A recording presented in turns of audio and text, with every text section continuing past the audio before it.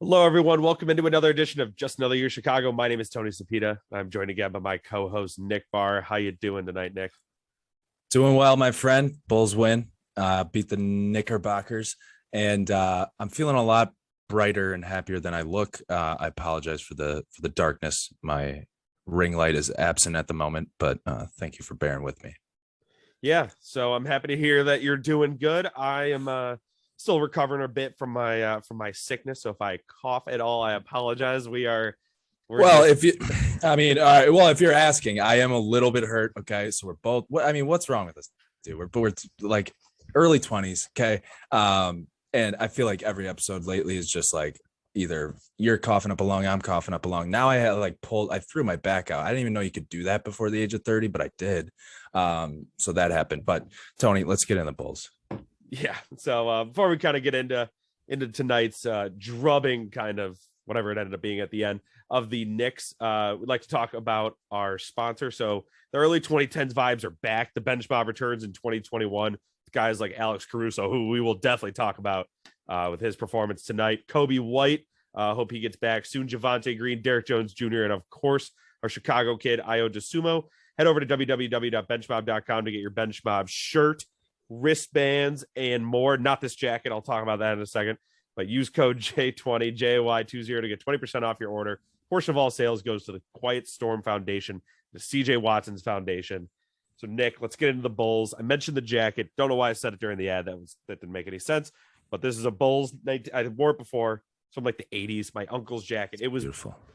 This jacket was purchased by my family before my parents met. Like, it's old jacket. It's reversible. You can see there's a Wow. Bulls thing on the other side. Couldn't see anything from that. But I decided to break it out tonight because we are officially reigniting the rivalry with the Knicks. That first two games, we split them. They were pretty good, but Nick, you can if you kind of want to get into it. But Yeah. that first quarter got a little chippy, got a little heated. Yeah. I mean, our former boy, we should say, Taj Gibson, still a soft spot in our hearts for a fellow bench mobber himself. At one point, man, is he scary when he gets angry, man? He gets booted with a couple minutes, 4 minutes left in the first quarter, he got booted. So right off the bat, kind of a downfall for the Knicks. Because he's a big piece of that team. Obviously, Julius Randle's a star. He's coming off a frustrating loss against the Nets where he's talking about, oh, I'm too strong for everyone. That's why I don't get the calls. And listen, man, we put a clinic. We put on an absolute clinic. Had our best first quarter of the season, 37-19 after the end of the first. And then, pretty much we continued that into second quarter, up 69, 2 games in a row where we had 69 at half, 69-51 at half.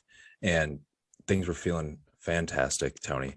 But as you know, we did the old third quarter thing again. The old third quarter Bulls were back and just playing absolute sloppy basketball, turning the ball over. Quigley was hitting wide open threes, brought a huge spark to the Knicks there. But again, we just can't. We cannot have third quarters like that. Now, pulled it off. We won 119-115, but that's really just thanks to DeRozan. Would you agree? Oh yeah. I suppose Vooch helped a lot too. He had a huge spark. But God, man, talk about that third quarter a little bit. Yeah, definitely. What I think it is, I guess I don't know exactly. I'm sure if we went back over the film, I'm sure it's like, oh well, maybe they were missing rotations or whatever it was. I think what it is, especially a team like when you're playing a team like the Knicks, Julius Randle or no, Mitchell Robinson was out in the last game. That's what it was. But it's kind of what we did. It's almost exactly like what happened against I believe it was the Trailblazers, which obviously that was the game we blew that big lead where we were kind of doing that gang rebounding on Nurkic. And that works great when we all, everyone has their feet under them, but that just gets so tiring because it's collapse, expand, just over and over. And everyone, that's where, like I said, they were probably missing rotations, but that's because, Caruso's running to the basket, that back out to the 3-point line. So that's what Right. I imagine. It was just getting tired that third quarter. And then the fourth quarter, it's kind of just adrenaline takes over. And that's when obviously Yeah. DeMar comes out, he shines. So that's obviously always great to see. Like we said, that steady hand, because Vooch is great. Hit some big threes. Lonzo was cold at the second half of the game. He was okay at the first half, but cold in the second half. But yeah, DeMar is just filthy from mid-range, just ice cold from the free throw line. You love it when you don't have to talk about, like, LeBron's thing kind of sometimes is that you can't always make clutch free throws. Paul George as well. You love it when it's not even an issue. It's like, it's things that people really don't talk about as his free throw shooting, because it's just so automatic. It's so awesome just seeing like a level head, like mid-range, just real, just the meat and potatoes kind of player, like the guy that your coach would love, especially in the age of like, where, we're looking for highlights, flashy, all that, but you just have a guy that can keep the team under control. Because listen, let's be honest, we get a little careless with the ball, and biggest Zach LaVine fan around. Okay. Biggest Zach LaVine fan around. Am I lying? But sometimes, man, I swear he gets so careless with the ball, especially just seeing it as from a superstar. I think that's why it feels a little bit odd to me, because if it was Io making a wrong decision, or even Caruso, which I mean, gosh, he's a plus minus king. He never makes the wrong decision, but we saw him doing that, getting a little frustrated, offensive foul, blah, blah, blah. But just having that guy that we know can take the ball from LaVine and say, hey man, I got to go to work. If you're open, obviously I'll kick it to you. Likely he'll score and take advantage. And we saw a few moments where LaVine was maturing, times where he would have taken an off balance three. He took it to the hole, tried to draw a foul, just did what the team needed at the time. And then when you throw in, like I said, Caruso, a guy that just plays to win the game, man. Like no matter how he's shooting, no matter how many turnovers he has, which he rarely has any, but even coming off a mistake, he'll go down to the other end of the floor, get a steal, spark us. And that's why we won the game, man. So again, another shout out to the big three. Vooch, DeRozan, LaVine all had 25 plus. LaVine had a terrible third quarter, but he ended up putting a game together for himself. So that's why we won the game, folks. That's what it is. It's really that simple. But I will agree with you that it just feels absolutely fantastic that the Bulls and Knicks have a rivalry again. As corny as it is, man, it's just good for the league. It's good for the league. Everyone says it, but it just is two of the best markets in basketball. Just two of the best fan bases for basketball, and it's back. Yeah, completely agree. So I guess my last comment here to kind of wrap it up. I have two, actually. The first one's going to be about Caruso. It's crazy sometimes when he gets in that mode where he's just stealing everything, gets a hand on everything. It's like I can't remember what the guy's name is. Is it Hot Sauce or something? The guy for Atlanta that would that just like challenges guys at halftime, and if like you can stop him or score on him, whatever, you get like $1 billion. Yeah. Like Darren Bell when it gets him and everything. It's like where like, it's me dribbling up to him, and as soon as I get within like 10 feet, he just posts away. Like I just can't walk forward. That's how he gets sometimes. It is insane. Some of those steals are just, it's like I just think like Obi Toppin's losing the ball, and you see the replay, it's like, oh no, his fingernail like just got in there, reverse the rotation of the ball. Craziness. And then my last thing is my one final comment on DeMar is not only is it what is amazing about his mid-range game is with this team, it's like he was built for this team, because we are small. We can't attack the paint like we want to against Mitchell Robinson, against Julius Randle. That's why we were shooting so much. I assume. I guess I don't know. But we were probably shooting so much because we can't attack the paint like that. So he's just like, okay, I need to shoot it from 18 feet out right here. So it's pump fake. All right, finally this guy's in the air. Spin move just off the glass, mate. So it truly is outstanding. I love everything about it. This team is great. It's remarkable. It's like, all right, here, post show.